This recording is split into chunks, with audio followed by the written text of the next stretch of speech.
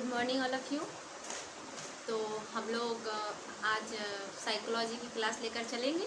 Psychology पढ़ रहे थे, उससे पहले हम पढ़ रहे थे मतलब साइकोलॉजी की जो थ्योरियाँ पढ़ रहे थे।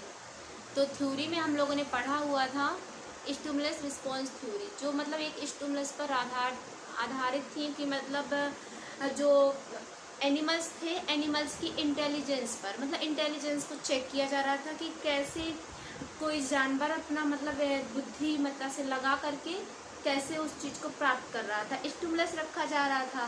तो स्टिमुलस रिस्पॉन्स थ्योरी पहले क्या थी, क्योंकि हमने जो थ्योरियाँ बताई थी वो दो टाइप में बताई थी। स्टिमुलस रिस्पॉन्स थ्योरी बताई थी और क्या बताई थी, फील्ड रिलेटेड मतलब थ्योरी, फील्ड रिलेटेड थ्योरी।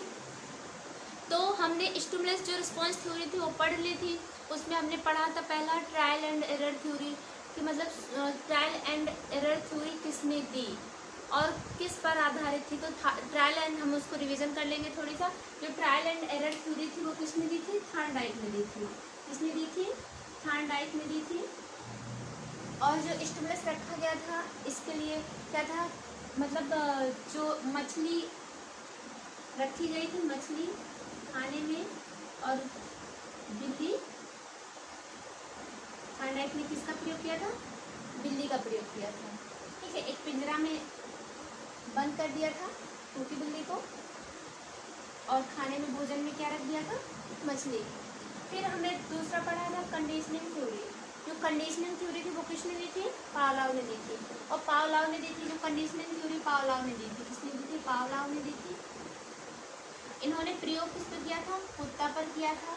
और घंटी स्टिमुलस का प्रयोग किया गया था और भोजन दिया गया था, भोजन।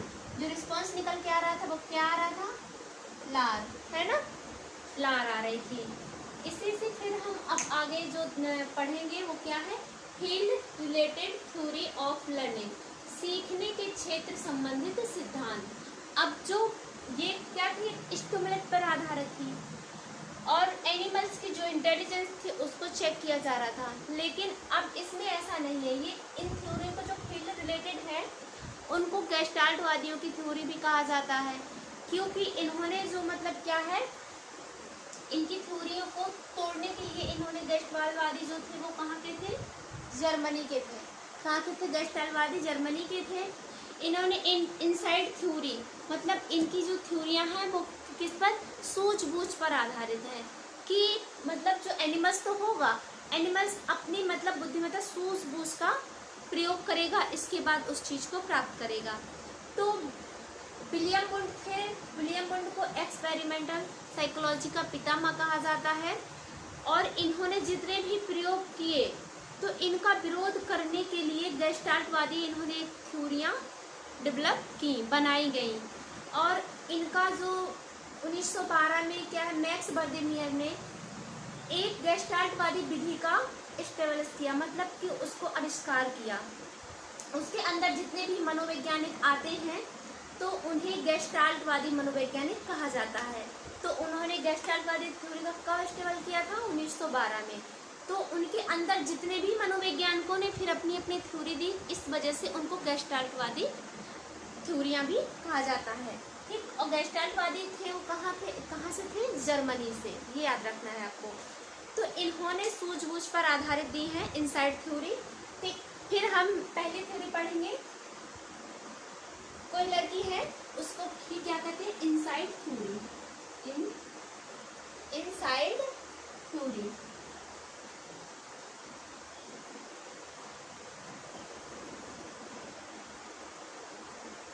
अब इनसाइड थ्योरी, सूझबूझ का सिद्धांत, क्या कहेंगे, सूझबूझ का सिद्धांत, सूझबूझ का सिद्धांत। ठीक है, सूझबूझ का सिद्धांत। तो जो इनसाइड थ्योरी है, पहला क्वेश्चन यहीं से बनेगा, ये किसने दी, किसने दी, तो कोहलर ने दी, कोहलर ने दी। किसने दी, पहला क्वेश्चन कोहलर ने दी। फिर अब कोहलर थे, इसे मतलब कोहलर की थ्योरी भी कहा जाता है, क्योंकि ये दी किसने है, कोहलर ने दी, तो इसे कोहलर की थ्योरी भी कहा जाता है। फिर इनके जो प्रतिपादक यही हो गई, कोहलर हो गए, प्रतिपादक। इन्होंने जो प्रयोग, प्रतिपादक यहाँ लिख लीजिए, प्रतिपादक। इस थ्योरी के प्रतिपादक कौन है? कोहलर है। अब इन्होंने जो प्रयोग किया, प्रयोग किस पर किया था? तो बंदर पर किया था। किस पर किया था? बंदर पर किया था। अब इन्होंने बंदर पे किया, अब लेकिन इन्होंने कोई स्टिमुलस भी तो प्रयोग किया होगा। बंदर पे किया तो क्या था? बॉक्स था, बॉक्स और स्टिक थी। तो इन आपको इतना ही याद रखना है कि ये थ्योरी किसने, इनसाइड थ्योरी किसने दी? कोहलर ने दी। इसका क्योंकि प्रतिपादक वही कहे जाएंगे, और प्रयोग इन्होंने किस पे किया? बंदर पे किया। अब बंदर का नाम भी कभी कभी पूछ लिया जाता है कि उस बंदर का नाम क्या था? जिसका नाम क्या था? जिसका नाम, बंदर का नाम है, ठीक है, बंदर का नाम, जिसका नाम क्या था? सुलेमान या सुल्तान, कहीं कहीं आपको मिल जाएगा, सुलेमान या सुल्तान। बंदर का क्या नाम था?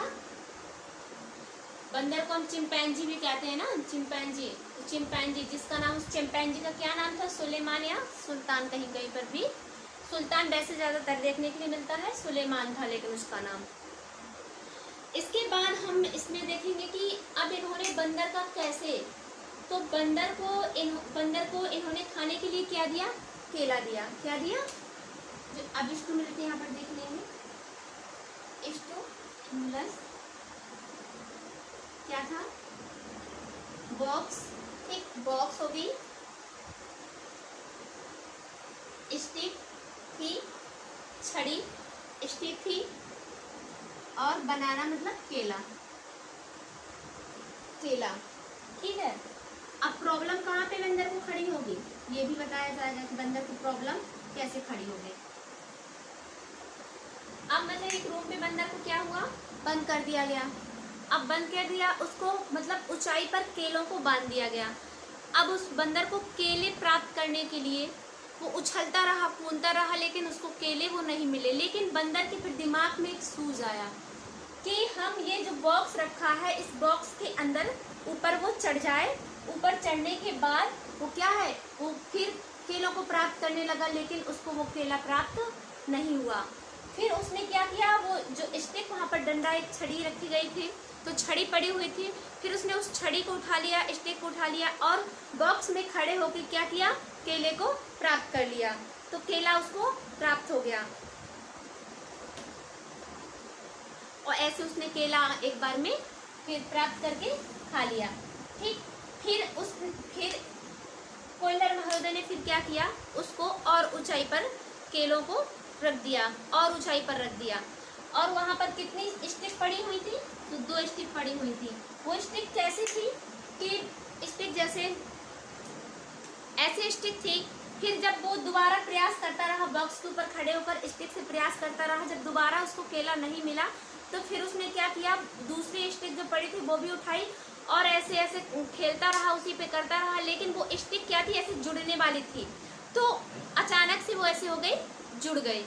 तो जुड़ गई, जैसे हम पेन का ये कैप है, अब जैसे हम ये स्टैंड से ही देख लो, सब्जियां की डलियां होती है, उसके स्टैंड लगे रहते हैं, तो वो ऐसे जुड़ जाते हैं एक दूसरे से, ऐसे जुड़ते रहते हैं, वो लंबा होता रहता है। ऐसे वो स्टिक थी जो आपस में क्या, अंदर से घुस जा रही थी। अंदर से जब वो घुस गई तो 2 स्टिक हो गई, तो और लंबाई हो गई। लंबाई से उसने क्या किया? केला प्राप्त कर लिया। तो बंदर ने अपनी सूझबूझ लगाई कि ये जो बॉक्स रखे हैं, डबल बॉक्स था। एक बार तो उसने बॉक्स के ऊपर बॉक्स रख के फिर छड़ी का प्रयोग किया, फिर उसने दोबारा में फिर दूसरी स्टिक का प्रयोग किया। कई बार जब उसने, तो फिर ऐसे बंदर उसको केला को प्राप्त करने लगा, और केला प्राप्त करके उसने खा लिया। तो आपको बस इतनी इसकी कहानी याद रखने की आपको कोई ज़रूरत नहीं है। आपको सिर्फ ये याद रखना है कि इनसाइड थ्योरी किसने दी। बस एग्जाम में यही पूछता है कि इनसाइड थ्योरी किसने दी? किसने दी? कोहलर ने दी। कोहलर ने दी, और कोहलर का जो प्रयोग किस पर था? बंदर पर था। आपको इतना याद रखना है ना। आपको इन सब चीज़ों का कोई मतलब नहीं कि कहानी आपको बहुत डिटेल से आपको लिखना है, लेकिन इसकी कोई ज़रूरत नहीं। बस इतना ही आपको बस पॉइंट वाइज पढ़ना है कि इनसाइड थ्योरी किसने दी? तो वो कोहलर ने दी। प्रयोग किस पर किया? बंदर पर किया। बहुत ज़्यादा इंपॉर्टेंट है, ठीक है। अब हम इससे दूसरा देखेंगे।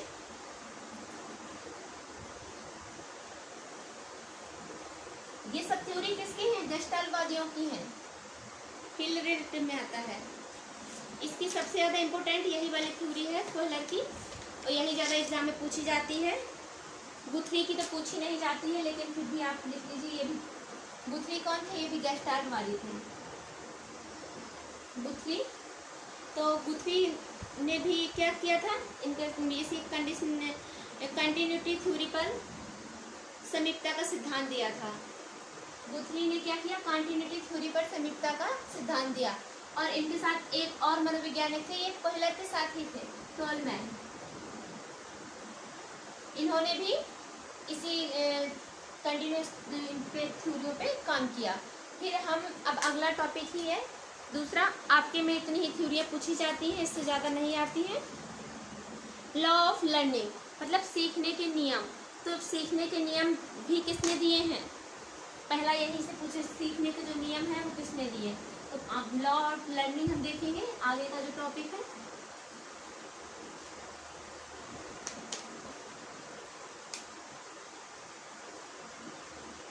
लॉ ऑफ लर्निंग सीखने के सिद्धांत, नियम, सॉरी सीखने के नियम। जो भी हम मतलब सीख रहे हैं, लर्न कर रहे हैं, तो ये भी क्या है, एक सिस्टमेटिक तरीका होगा। इसके लिए भी क्या है, रूल्स बनाए गए हैं। अगर हम रूल्स के तरीके से नहीं सीखेंगे तो हम गलतियां करेंगे। जैसे कि खेल, हम जैसे ग्राउंड पे हम खेलते हैं, अगर हमें नियमों का ज्ञान नहीं होता, हम नियमों का पालन नहीं करते हैं, तो हमें क्या इंजरी हो जाती है, चोट लग जाती है। ऐसे ही हमें हर चीज़ सीखने के लिए क्या मतलब बनाया गया है, रूल्स बनाए गए हैं और नियमों का हमको पालन करना होता है। तो थॉर्नडाइक ने ट्रायल एंड एरर थ्योरी के आधार पर ही ये लर्निंग के जो नियम है बनाए गए हैं। किस पर और किसने बनाए हैं, पहला पॉइंट थॉर्नडाइक ने।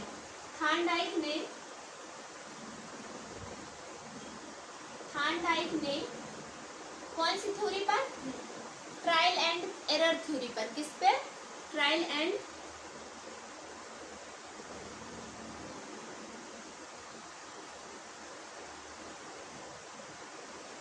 एरर थ्योरी पर।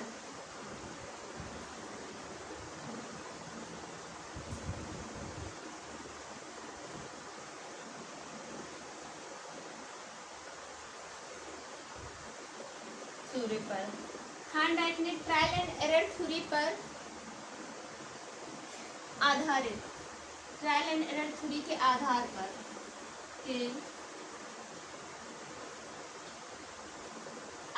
पर लॉ ऑफ लर्निंग बनाई। लॉ ऑफ लर्निंग बनाई,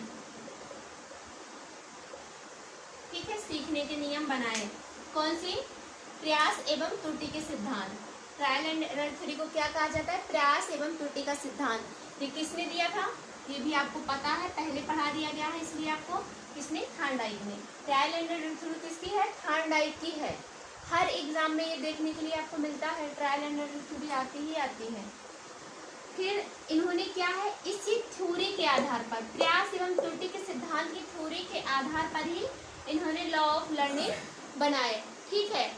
इनके साथ और भी थे, बोवर ने अपनी एक पुस्तक लिखी थी इसी पर, और हिलगार्ड थे, बोवर थे। और बोवर ने अपनी मतलब पुस्तक लिखी, उस पुस्तक में नियमों को कितने भागों में, 2 भागों में बांटा गया, ठीक। किसने पुस्तक लिखी, बोवर ने। बोवर ने अपनी पुस्तक, उन्होंने कब, बोवर ने अपनी पुस्तक कब लिखी, ये भी लिख लीजिए आप, 1975 में अपनी एक बुक,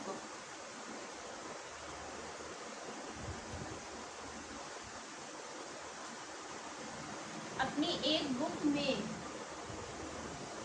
लॉ ऑफ लर्निंग को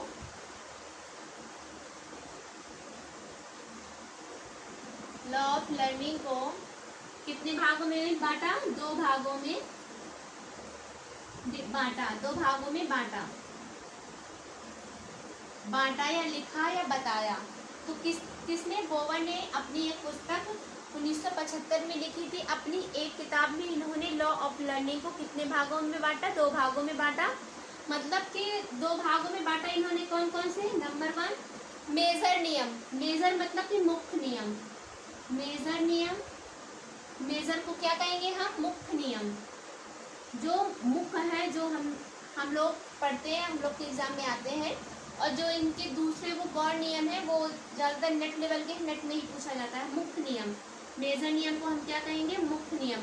जो मुख्य नियम थे उनकी संख्या कितनी इन्होंने बताई, 3 बताई। कितने बताई, 3 बताई, जो हमको ये पढ़ने हैं। ठीक है। फिर अगला दूसरा इन्होंने जो बताया है, इन्होंने बताया है कि सहायक नियम। दूसरे कौन से हैं, सहायक नियम है।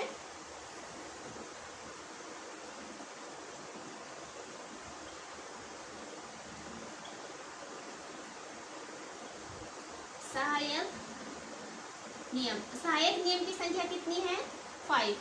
ठीक। तो सबसे ज्यादा इम्पोर्टेंट है, जो हमारे एग्जाम में पूछा जाएगा, जो हमारे लेवल का, वो कौन सा है, मेजर नियम मतलब मुख्य नियम। इन्हीं को हम देखेंगे पहले, मेजर नियम को, कि मेजर नियम जो होते हैं वो क्या होते हैं। तो वो सब आप लोग जानते हैं कि वो मेजर नियम जो मुख्य नियम है वो कौन कौन से हैं। तो आप बताएंगे कि वो कौन कौन से नियम हैं। हेडिंग डाल लेंगे आप, मेजर नियम मतलब मुख्य नियम। मुख्य नियम नंबर 1 मुख्य नियम। अब मुख्य नियम कौन कौन से होते हैं। पहला है लॉ ऑफ रेडनेस, मतलब तत्परता का नियम। पहला नंबर इस मुख्य नियम में आ जाएगा। मुख्य नियम कैसे, आप बीचों बीच लेके चार्ट बना लीजिए पहले तो। मुख्य नियम,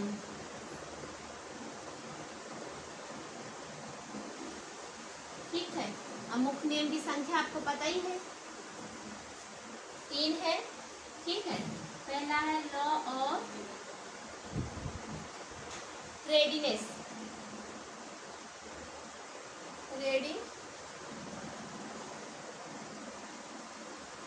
रेडीनेस।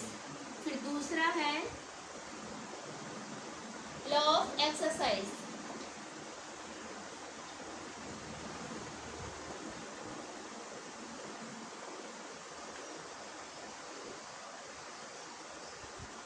एक्सरसाइज, तीसरा है लॉ ऑफ इफेक्ट,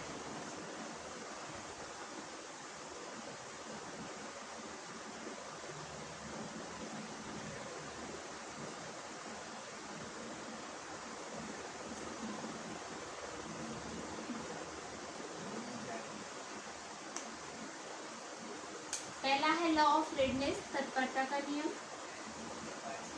पहला क्या है, तत्परता का नियम, तत्परता का नियम।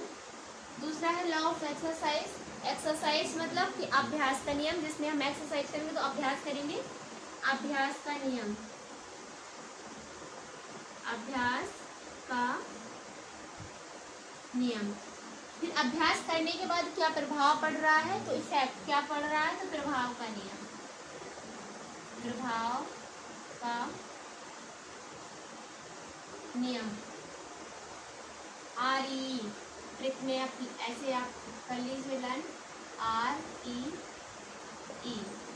Readiness, exercise, effect. ठीक है। री आप ऐसे याद कर लीजिए, मुख्य नियम री।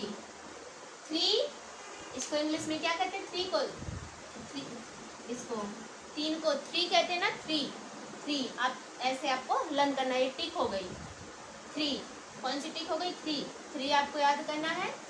तो लास्ट वाला 3 का लास्ट वाला ही अक्षर आपको याद रखना है, RE। तो law of readiness, law of exercise, law of effect. ठीक है। Law of redness, law of exercise, law of effect. अब हम पहला देखेंगे तत्परता का नियम, मतलब कि पहले क्या है, तत्पर होंगे, फिर उसमें अभ्यास करेंगे, फिर उसका प्रभाव भी देखेंगे। ठीक। पहला क्या है, इसे और किस नामों से जानते हैं, तत्परता का पहला देखेंगे, यहीं पे हम पॉइंट वाइज लिख लेंगे इतने में ही। पहला हम देखेंगे कि इसको और क्या कहते हैं, रेडीनेस को क्या कहते हैं, माइंड सेट का नियम। ये एग्जाम में पूछा गया है, माइंड सेट का नियम कौन सा है, तो इसको हम कहते हैं माइंड सेट का नियम, माइंड सेट का नियम। ठीक, इतना ही, इतना थोड़ी शॉर्ट लिखते जाओ। वार्मिंग अप का नियम, क्योंकि तत्परता के लिए हम वार्म करेंगे ना, वार्मिंग अप का नियम भी कहेंगे।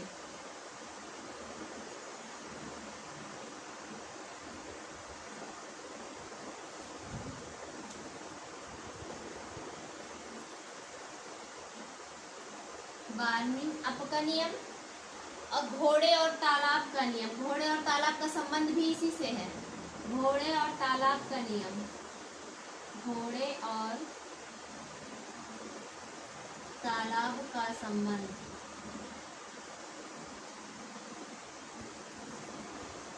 घोड़े और तालाब का संबंध। ठीक, आपको इतना ही इसमें याद रखना है। पहला है रेडनेस मतलब तत्परता का नियम, इसे क्या कहेंगे, माइंड सेट का नियम। इसके लिए पहले क्या है, माइंड हमारा सेट रहना चाहिए। और वार्मिंग अप मतलब जब हम कोई भी मतलब कार्य करें तो उसके लिए क्या है, वार्मिंग भी करना चाहिए। और घोड़े और तालाब का मतलब संबंध, अगर हम किसी कार्य को करने के लिए मतलब तत्पर नहीं है तो हम वो कार्य नहीं कर सकते हैं। अब जैसे घोड़े को क्या है, घोड़े और तालाब, अब घोड़ा मतलब घोड़े को प्यास नहीं लगी है, ये भी आता है। अगर घोड़े को प्यास नहीं लगी है, उसको हम तालाब तक लेकर गए, तो अगर वो पानी पीने के लिए तत्पर नहीं है तो वो पानी नहीं पिएगा। ठीक है, तो इसलिए हमेशा घोड़े और तालाब का ये एग्जाम्पल के तौर पर आता है कि कौन सा नियम है, किससे संबंध है, घोड़े और तालाब का संबंध किस नियम से है। तो आज आपको पता होगा किस नियम से है, तत्परता के नियम से है। ठीक है, घोड़े और तालाब का संबंध किस नियम से है, तत्परता के नियम से है। कि अगर कोई व्यक्ति पढ़ने के लिए तत्पर नहीं है, उसको हम चाहे रात दिन बिठाए रहें, अगर उसको नहीं पढ़ना है तो वो नहीं पढ़ेगा। ठीक है, तो क्या है, कोई भी कार्य करने के लिए पहले हमें तत्परता होनी चाहिए, तत्पर होना चाहिए। अपने आप को पहले अपना माइंड सेट कर लेना चाहिए कि हमें ये करना है, तो हम कर सकते हैं। ये नहीं हमने सोच तो लिया कि हमें ये करना है, ये हम करेंगे, आज नहीं कल करेंगे, कल नहीं परसों करेंगे, उस चीज़ को हम वहाँ तक लेकर के गए फिर वो ना करें। जैसे हम घोड़े को तालाब तक लेकर गए लेकिन उसने पानी नहीं पिया, उसको नहीं पीना था तो वो नहीं पिया। तो क्या है, किसी भी कार्य को करने के लिए पहले हमें क्या होना पड़ेगा, तत्पर होना पड़ेगा। किसी भी कार्य को करने के लिए, किसी भी कार्य को करने के लिए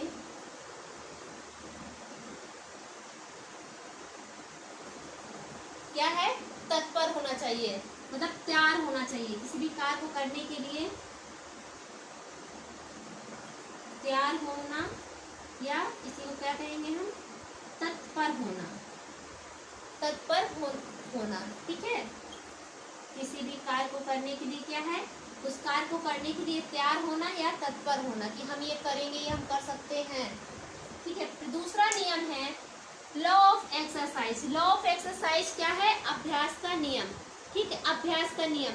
अब अभ्यास का नियम क्या है, अगर हम कोई कार्य बार बार कर रहे हैं, दोहरा रहे हैं, अभ्यास कर रहे हैं, तो उसमें हम कंठस्थ हो जाएंगे ना। अब अगर हम कोई चीज़ बार बार पढ़ रहे हैं, बार बार पढ़ रहे हैं, तो अब वो क्या हमारे कंठस्थ हो जाएगी।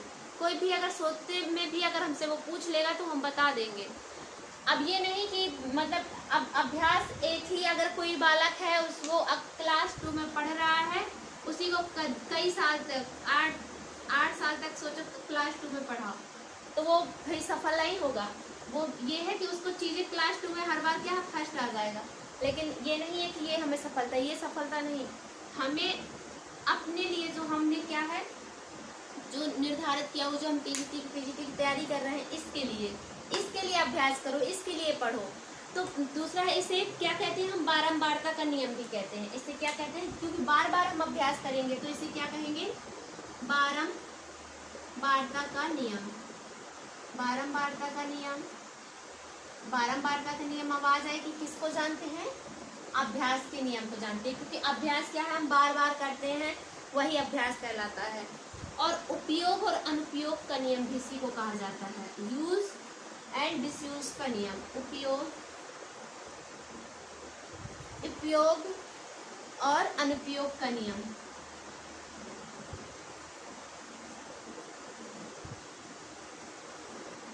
ये बहुत पूछा जाता है। यूज एंड डिसयूज का नियम कौन से है? उपयोग और अनुपयोग का नियम का संबंध किससे है? अभ्यास से है। फिर इसी को हम क्या कहेंगे? पुनरावृत्ति का नियम। क्या कहेंगे? पुनरावृत्ति का नियम। पुनरावृत्ति का नियम किसको जानते हैं? इसी अभ्यास के नियम को ही हम पुनरावृत्ति के नाम से जानते हैं। यह देखो, अब पुनरावृत्ति क्या होगा? पुनः पुनरावृत्ति को अगर हम तोड़ेंगे तो क्या? पुनः आ जाएगा और फिर अलग हो जाएगा। मतलब किसी कार्य को पुनः मतलब कि बार बार, या कोई स्किल हम सीख रहे हैं, उस स्किल को हम बार बार दोहराएंगे तो वो स्किल हम सीख जाएंगे आराम से, ठीक है। या किसी स्किल या पढ़ाई या किसी कार्य को हम जब बार बार दोहराते हैं तो उसी को अभ्यास का नियम कहा जाता है, कि अभ्यास करते हैं, ठीक है। पुनः मतलब कि बार बार या ये किसी स्किल या पढ़ाई को, किसी स्किल हो या चाहे पढ़ाई हो को बार बार दोहराया जाए, बार बार किया जाए, वही अभ्यास का नियम कहलाता है। वही क्या कहलाता है? अभ्यास का नियम कहलाता है। अभ्यास का नियम कहलाता है, ठीक। अगर हमने कोई चैप्टर आज पढ़ा, फिर उसको कल भी पढ़ लिया थोड़ी देर, फिर हम परसों, ऐसे उसको डेली थोड़ी थोड़ी, तो वो क्या है ना, वो हमको एकदम कंठस्थ हो जाएगा, रट जाएगा, उसका अभ्यास हमें हो जाएगा। सोते जागते उठते बैठते हम उसको बता सकते हैं। फिर अगला है लॉ ऑफ इफेक्ट। अब हमने पहले यहाँ पर क्या, किसी कार्य को करने के लिए अपना माइंड सेट किया, तैयार हुए, तत्पर हुए, फिर हमने उस कार्य को करने का सोचा, फिर यहाँ पर क्या, उस कार्य को बार बार अभ्यास किया, कई बार उसको यूज किया। इसके बाद जब यूज करने के बाद फिर हम क्या, उसका प्रभाव तो देखेंगे, क्या प्रभाव पड़ा, हम कितना सीख पाए, कितना नहीं सीख पाए। अब प्रभाव का नियम जो कहेगा, इफेक्ट जो पड़ा,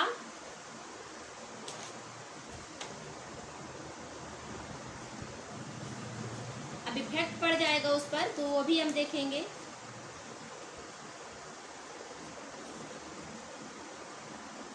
और इफेक्ट को हम क्या कहेंगे? इसे दंड एवं पुरस्कार का नियम भी कहा जाता है। इसको क्या कहा जाता है? दंड एवं पुरस्कार का नियम।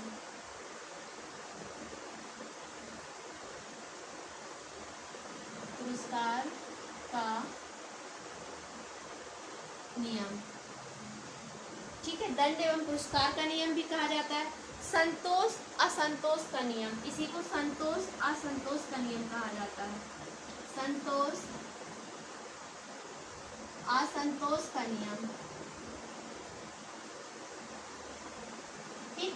संतोष असंतोष का नियम, देखो, अगर कोई व्यक्ति है, किसी चीज को देख करके उस पर कुछ प्रभाव पड़ता है, तो प्रभाव का नियम कहलाता है। अगर कोई खिलाड़ी है, ठीक, अब 2-4 खिलाड़ी हैं, अब कोई खिलाड़ी जैसे नेशनल लेवल पे गया या फिर कहीं दूसरी, या उसने कोई प्रतियोगिता में भाग लिया, जैसे हमारे इंटरमुलर जो हमारे कॉलेज के अंदर ही हो रही है, उसमें भाग लिया।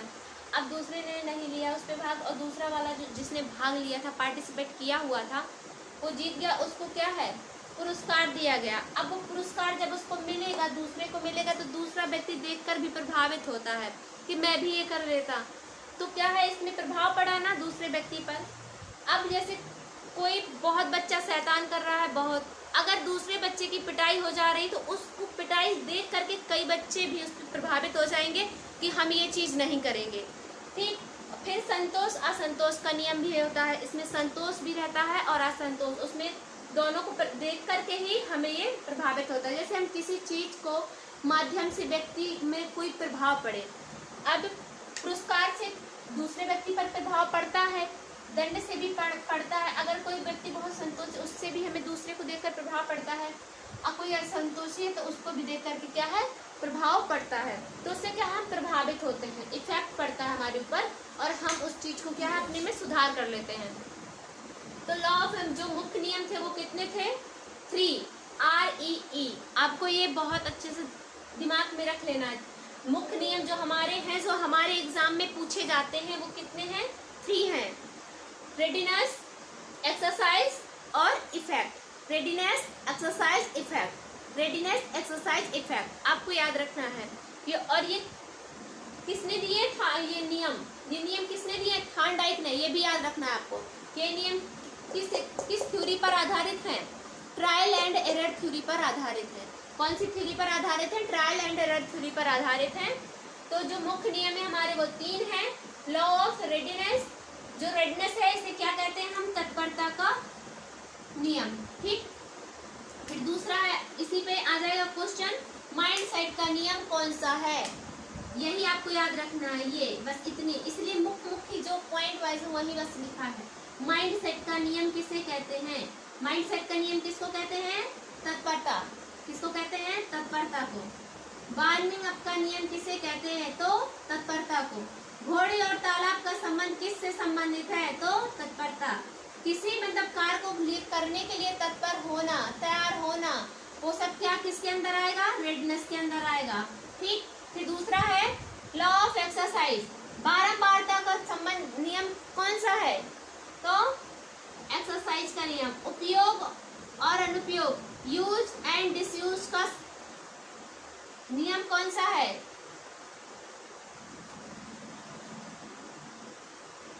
नियम है उपयोग अनुपयोग का नियम, use and disuse, law of use and disuse. तो किससे? एक्सरसाइज। पुनरावृत्ति, पुनः मतलब बार बार, किसी चीज को बार बार दोहराना, तो एक्सरसाइज। एक्सरसाइज जब हम करते हैं ना, अब हमें कहीं की मसल्स आपको बढ़ाने, तो उधर क्या है उसको कि हम डेली एक्सरसाइज करेंगे। एक्सरसाइज करेंगे तो वो ऑटोमेटिक प्रभावित हो जाएगा उस पर। किसी स्किल या पढ़ाई को अगर हम बार बार कर रहे हैं, बार बार दोहरा रहे हैं, तो उसमें हमें एक दिन सफलता जरूर मिल जाएगी। फिर है लॉ ऑफ इफेक्ट, प्रभाव का नियम। दंड एवं पुरस्कार का नियम किससे संबंधित है? इफेक्ट, प्रभाव से। अगर किसी को दंड मिल रहा है, मार पड़ रही है, तो भी हम प्रभावित हो जाएंगे। अब घर में ही है, जैसे 2 भाई हैं, अब दोनों बहुत शरारती हैं, लेकिन अगर एक को पिटाई हो गई तो दूसरा अपने आप सुधर जाएगा, वो अपने आप डरेगा कि ऐसा ना हो मुझे भी पड़ जाए। तो इसमें क्या है? दंड और पुरस्कार। अगर 2 हैं, एक को अगर पुरस्कारित कर दिया गया, कोई चीज ला के दे दी, चॉकलेट ही ला के दे दी, तो दूसरा अपने आप सोचेगा मैं भी अगर अच्छे से रहता तो मुझे भी ये मिल जाती। संतोष असंतोष का नियम। ठीक है, आपको समझ में आ गया। अब जो गौण नियम है, इसके जो सहायक नियम है, वो हम नेक्स्ट क्लास में देखेंगे। आज के लिए इतना ही। थैंक यू, ध्यान रखिए अपना।